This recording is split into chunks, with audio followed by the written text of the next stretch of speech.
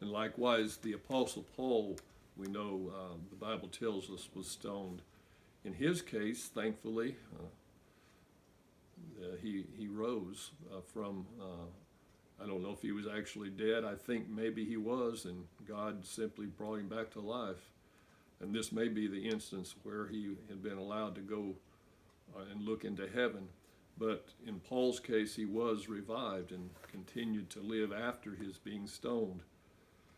In Stephen's case, the Lord had chosen to take Stephen on to be with him. And so Stephen died. It says they stoned Stephen. This was sort of extraordinary in that the Jewish leaders here did not even bother to consult the Roman authorities. They were so furious and so enraged that they proceeded to execute Stephen without permission from Rome.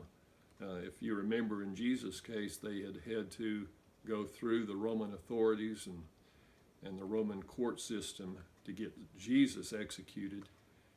But here it seems like maybe they just simply totally ignored this restriction or had forgotten about it in their rage.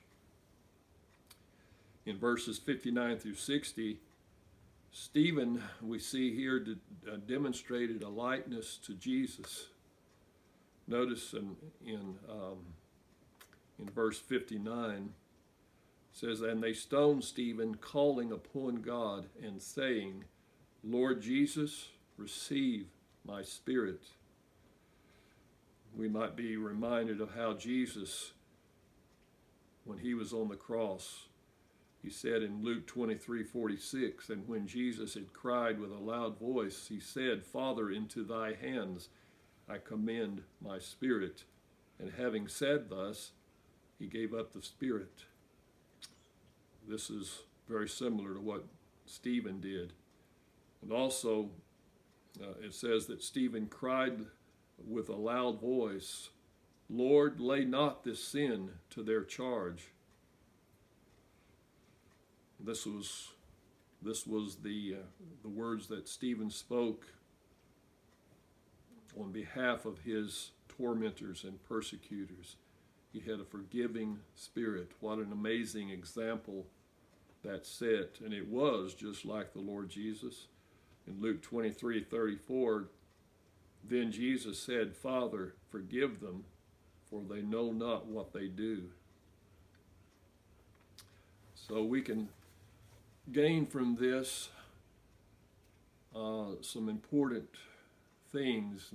One is that as Christians, even though we may have gone through a long period of where there's not persecution, that doesn't mean that we always will.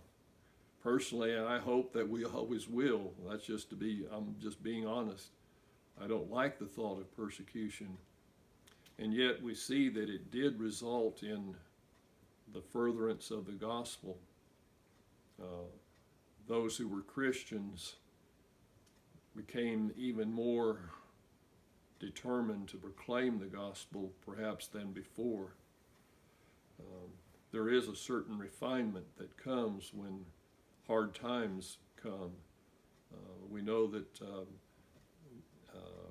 hard times, difficulties will cause people to turn to God, sometimes in ways that they had not before.